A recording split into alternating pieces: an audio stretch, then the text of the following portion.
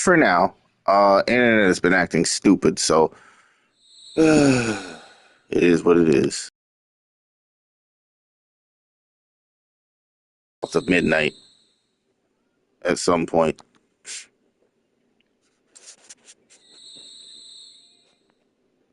So be on the lookout for that.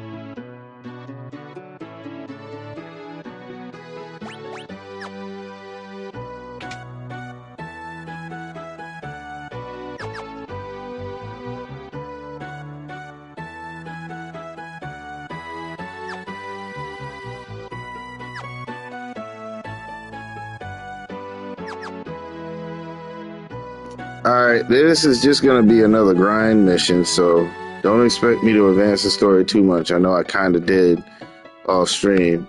And a little about that. Playing video games on stream is not the same as playing in the privacy of your own home or just in general. Like by yourself. It's not that I'm complaining about it. It's just I wonder. I doubt this channel will ever take off. But if there is something that I would leave behind, then it would be this particular data. And it is that. Is there a piano in here? I'm gonna try and find out. Yeah. But it's just like nobody likes watching people just kind of dawdle around. And for me, it's a little difficult to play games outside of RPGs. And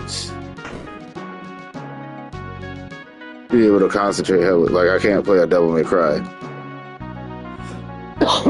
Excuse me.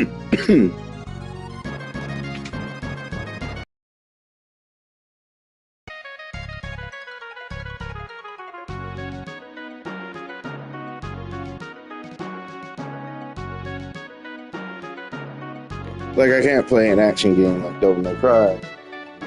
You know, be even the slightest bit tuned into it if I have to pay attention to what people are saying on the sidebar, you know.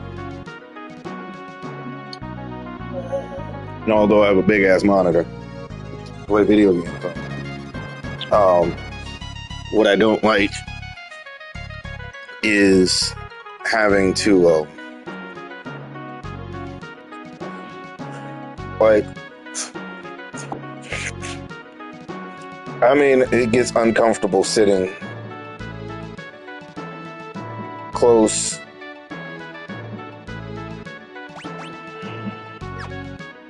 to the actual monitor, and something tells me that I will find the King of Tycoon. But yeah, see, like even right now, I'm kind of losing. You know, my attention span is a little fucked up. trying to talk and play this game at the same time. It still be done. It's just, yeah. In any case,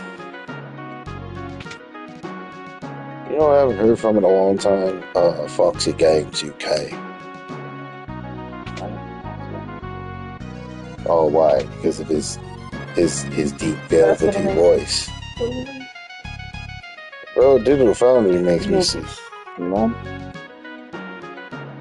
Yo, what I tell you, I mean, I like streaming and shit. The only thing is, another thing about being a gamer, like, and your child liking video games too. And it's that, like in this case, my son likes Roblox. I'm not, first off, that art design and everything else, you can make your own levels, like all that stuff is cool. But it's already enough trying to,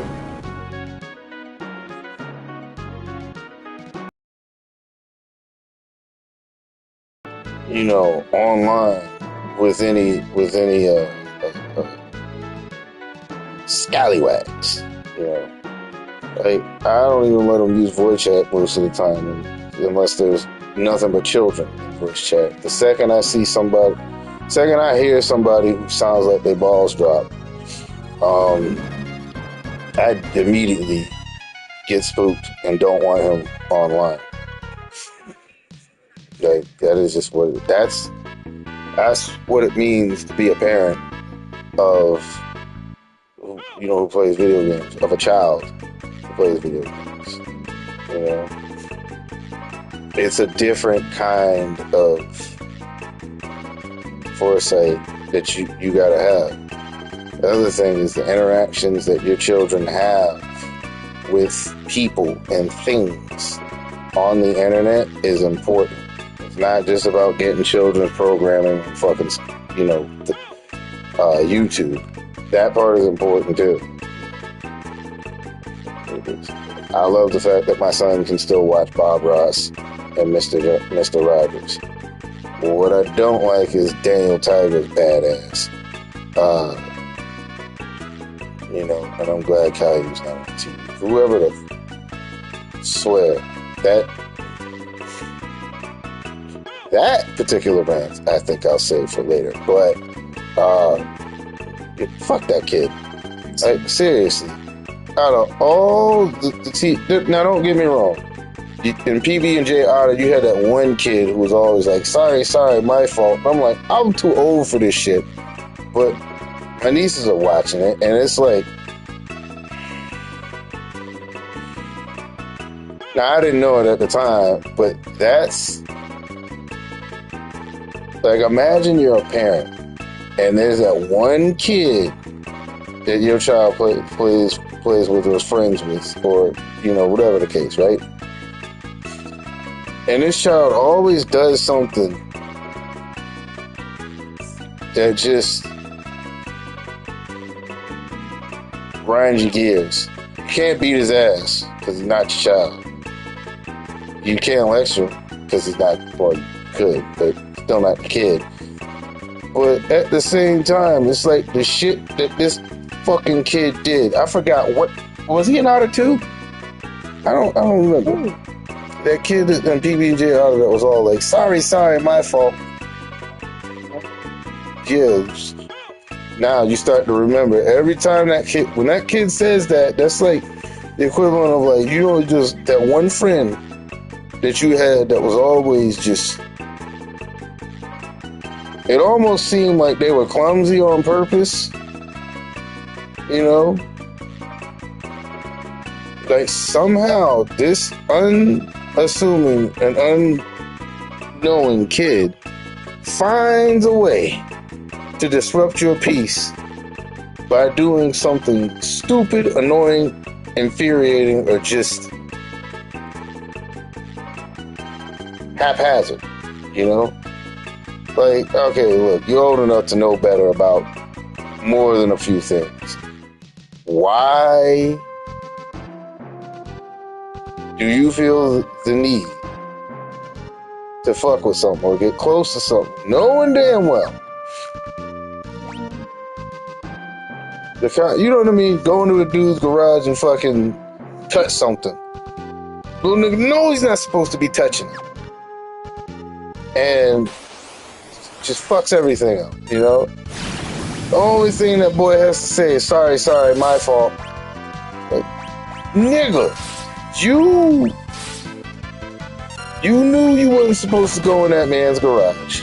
You touched the motorcycle fell off, broke a fucking, you know what I mean? Now I'm starting to get into this little crazy rant about, you know, there's something about that scenario that kind of hits close to home. But the whole point is, like, this is one of them children who just be fucking your shit up. For this one child just fucks your whole day up, right?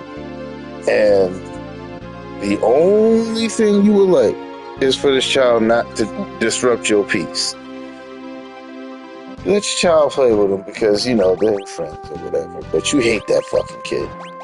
Because the kid doesn't know how to not act right or just leave shit alone. That's that fucking kid. I think they were otters too. Him and his older sister. You know, but they didn't. It wasn't like the Gross Sisters and the Proud Family, where I think anybody would have had a problem with those kids. You know? And of course, you find out they're actually not so bad. Alright, now I have to, now I gotta set these guys up for success. Because there's nothing to learn here except job levels. Oh, wait, I could go into Jakul Cave.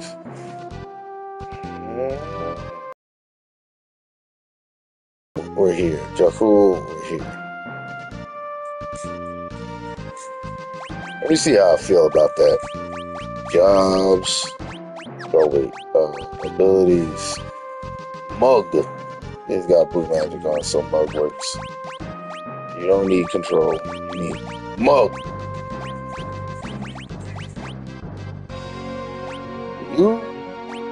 Blue magic. But that's the next damn character class I'm gonna put him on. Blue magic. Because this shit is ridiculous. Like, if there's one thing about this game that you were not gonna like is not being able to really set your party up for success early on in the game. And with how grindy it is, it's ridiculous. Mug. Alright. Optimal.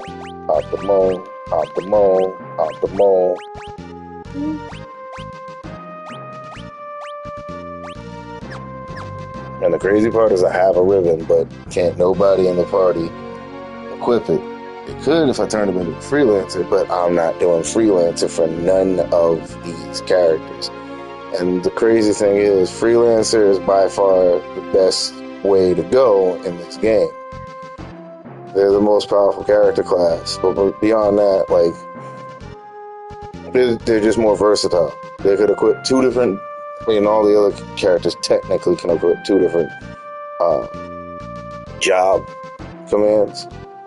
But with Final Fantasy V, and I think this is funny because in Final Fantasy IV, for the 3D version, they changed the way characters work. Like, if Cecil had the ability to still be a paladin, but then still use his dark attack, that would work. You know, that'd be pretty cool. Or Cecil with the ability to use the jump command. That's another good one. You know, there were just ways to do it. But if you look at Final Fantasy and the Pixel Remaster specifically, these are just the vanilla versions of all of these games. And the non-Pixel Remaster version of Final Fantasy 6 and 5 and all that, the weird sprite work was, you know, replace your new artwork. A lot